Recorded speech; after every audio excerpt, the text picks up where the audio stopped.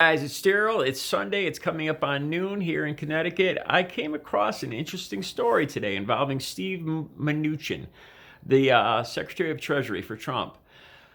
It would appear that he has been in negotiations with Democrats and in moving the Secret Service back under his control, under the control of the Treasury Department. It was moved to the Department of Homeland Security in 2003.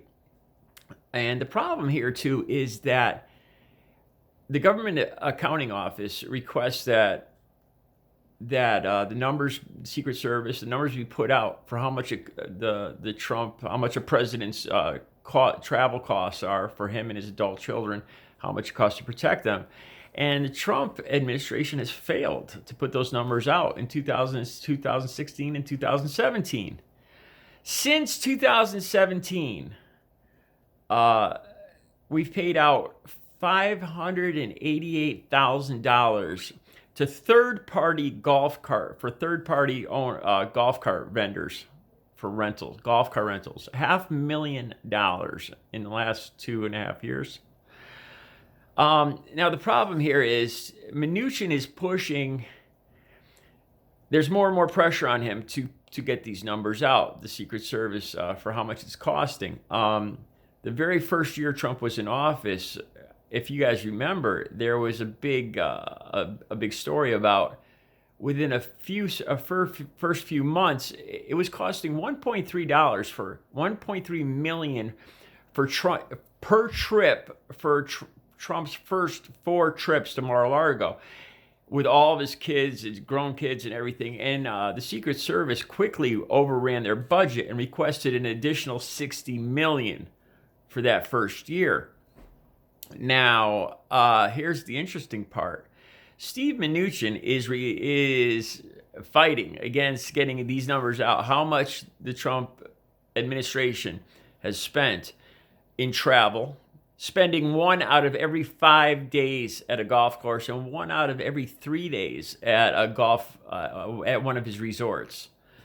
So Steve Mnuchin is fighting to keep these numbers or not release these numbers until December of 2020, which is interesting because that is 1 month after the elections.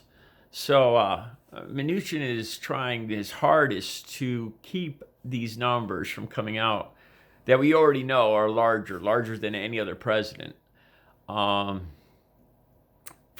coming out publicly until at least after the election.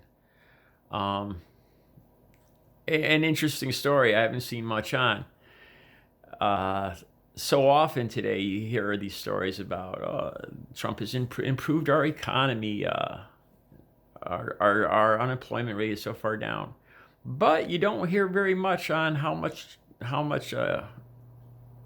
extravagant spending the Trump campaign has been doing. One of the other things I always hear Trump supporters, I don't know if this is one thing I did not look up. It just came to mind. I hear Trump supporters constantly saying that they love Trump because he donates his salary, or he doesn't get paid, or he only wants $1 for his salary.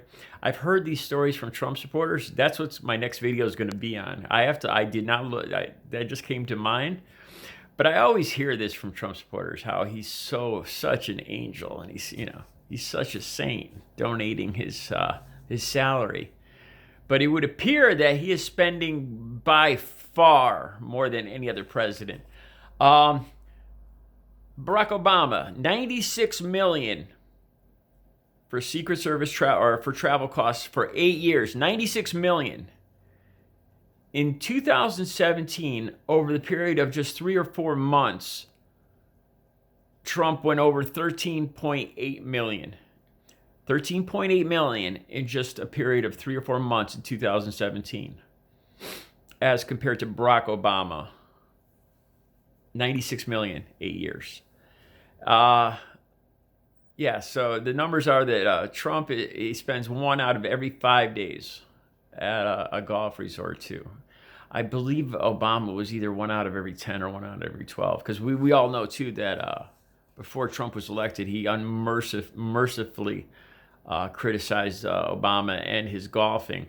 But it would seem that he is at golf carts twice as often. And not only that, he is charging the United States taxpayer for spending time at his own resorts.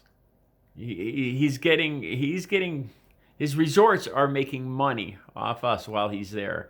Oh, and not to mention all the Secret Service that are staying at these resorts, and 1 out of every 3 days staying at his what's he call it, his Southern White House, something like that.